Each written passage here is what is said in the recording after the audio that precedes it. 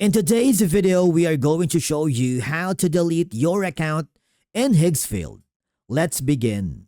Now, the first thing that you need to do is log in using your credentials and then hover to the top right corner where you can see your profile icon, and I want you to click the Manage Account. Now, from here, I want you to scroll down until you find the Danger Zone. There is a drop-down menu, and before you proceed, this is your official warning. You're about to enter the sensitive section accounts ahead. If you're thinking about deleting your account, make sure you fully understand what happens next. Okay, so you will lose access to all your generations, every project, render, and output you have created. All your library and community content will be erased.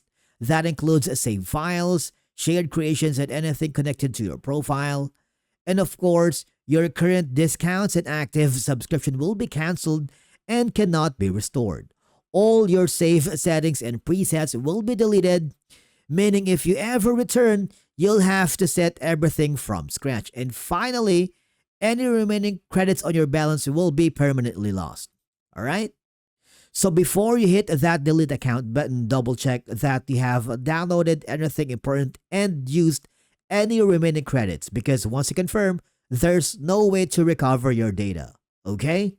Now once you are finally 100% sure, click the delete button.